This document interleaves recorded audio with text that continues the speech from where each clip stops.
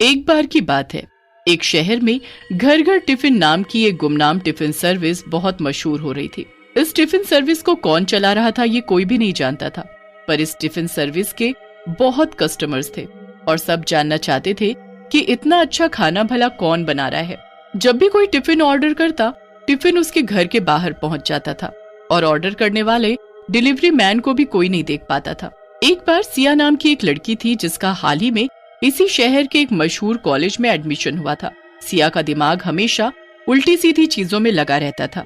सिया एक YouTube channel चलाती थी जिस पर वो हमेशा अजीबोगरीब रहस्यमयी चीजों और भूतिया जगहों के बारे में डाला करती थी। सिया को व्यूज भी बहुत मिलते थे। सिया इस शहर में नई थी, इसलिए वो रूम किराए पर लेकर रह रही थी। एक दिन वो अपनी फ्रेंड से बात कर रही थी। अरे यार पिंकी, मैं तो ये रोज रोज बाहर कैंटीन का खाना खाकर ना थक गई हूँ। देखो मुझे, मैं कितनी पतली होती जा रही हूँ और इस तरह चला तो मैं जल्दी ही हॉस्पिटल में मिलूंगी तुम्हें। अरे तो तुम वो टिफिन सर्विस लेना क्यों नहीं शुरू कर देती, घर घर टिफिन। तुम्हें पता है आधा शहर उसी टिफिन सर्विस से टिफिन मंगाता है। अच्छा, तो इस टिफिन सर्विस का मालिक कौन है पिंकी? वो तो कोई भी नहीं जानता। क्या? हाँ, अरे सिया, लोग इस टिफिन सर्विस को गुमनाम टिफिन सर्विस भी कहते हैं। इसका खाना तो लाजवाब होता है और स्टूडेंट्स के लिए सस्ता भी, पर इसे चलाता कौन है वो नहीं पता। तो मैं कॉल किसे करूं? अरे वो तो इस टिफिन सर्विस की वेबसाइट ऑनलाइन अवेलेबल है। तुम वहां जाकर अपना नाम और एड्रेस डाल दो और पेमेंट भी ऑनलाइन कर दो और तुम्हारा टिफिन तुम्हारे दरवाजे पर पहुंच जाएगा। वाह, ये तो सही है, फिर मैं भी इसे ट्राई करूंगी। ओके सिया, चलो मैं चलती हूँ। पिंकी के जाने के बाद सिया भी घर निकल जाती है। सिया घर पहुंचते ही उस टिफिन सर्विस की वेबसाइट को खोलती है और अपना नाम और एड्रेस डाल देती है। कुछ ही देर में उसके घर की डोरबेल बजती है। सिया दौड़कर डोर खोलती है, पर बाहर उसे कोई भी नहीं दिखता है तो बस एक टिफिन बॉक्स जो कि जमीन पर रखा था। उसे वहां रखकर कौन गया ये सिया नहीं देख पाती। अरे आखिर इतनी स्पीड में टिफिन को यहाँ रखकर गया कौन? छोड़ो, मुझे क्या, पहले टिफिन खाकर देखते हैं आखिर ये है कैसा। सिया टिफिन को उठाती है और अंदर रूम में चली जाती है। वो अपना टिफिन खोलती है और देखती है कि उसके अंदर जो खाना रखा था उससे बहुत अच्छी खुशबू आ रही थी। वो उसे खाती है और सिया को खाना बहुत पसंद आता है, पर टिफिन खाने के बाद वो और भी ज्यादा हैरान हो जाती है और उसका ये जानने का मन करने लगता है कि आखिर ये खाना बनाया किसने और इस टिफिन को देने कौन आया था। फिर सिया सोचती है, अगर मैं ये पता लगा लूं कि ये गुमनाम टिफिन सर्विस कौन चला रहा है और इसके बारे में अपने चैनल पर अपलोड करूं, तब तो मैं मशहूर हो जाऊंगी और मेरी वीडियो को बहुत व्यूज भी मिलेंगे।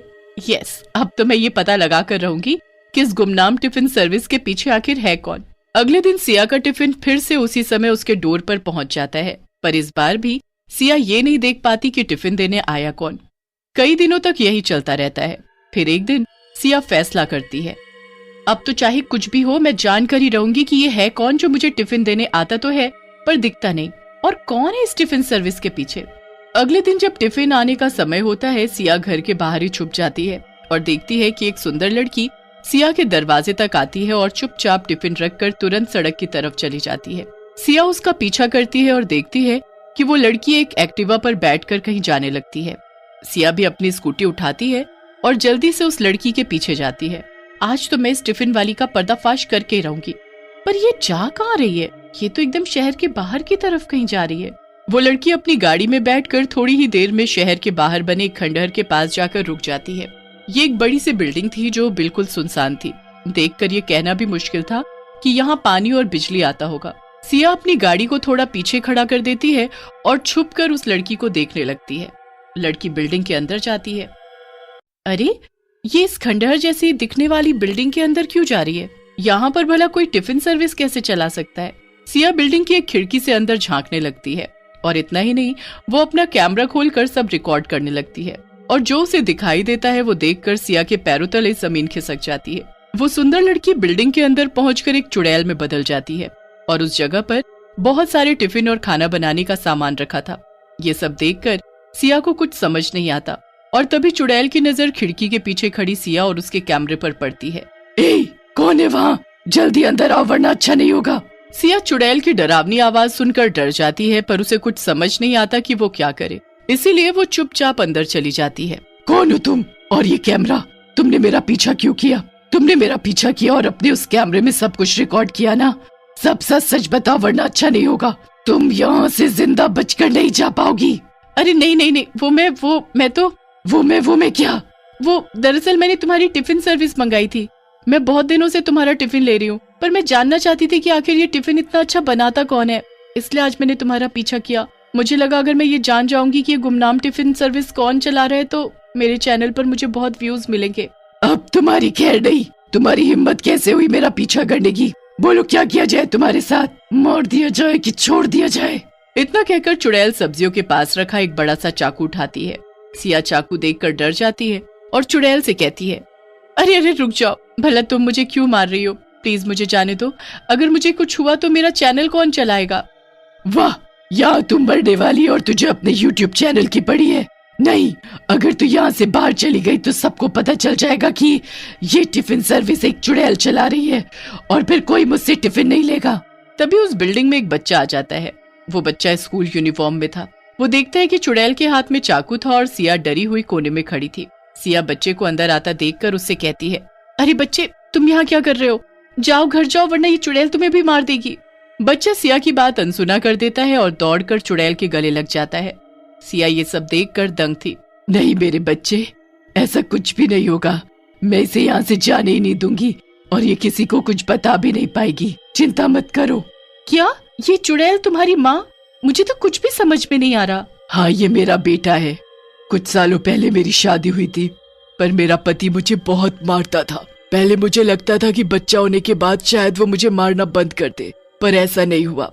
उसने मेरे बच्चे को भी मारना पीटना शुरू कर दिया। वो खुद तो काम करता नहीं था और जब मैं काम करने की बात करती तो वो मुझे भी पीट देता। इसलिए मैंने फैसला लिया कि मैं उसे डिवोर्स दे दूंगी। किसी तरह परिवार वालों की मदद से मैंने उसे डिवोर्स दे दिया और अपनी एक टिफिन सर्विस शुरू की। पर मैं काम कर रही हूँ और खुश हूँ ये जानकर, जैसे उसका सुख चैन चला गया। उसने गुस्से में आकर मुझे और मेरे परिवार को मार डाला।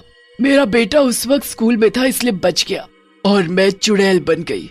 अपने बेटे की चिंता की वजह से मैं इसे अपने साथ इस खंडहर में ले आई। यहाँ मेरा पति मेरे बच्चे को नहीं ढूंढ सकता था और मैं इसे अच्छे से पढ़ाना लिखाना चाहती थी और उसके लिए मुझे पैसे चाहिए थे। इसलिए मैंने ये टिफिन फिर से शुरू किया।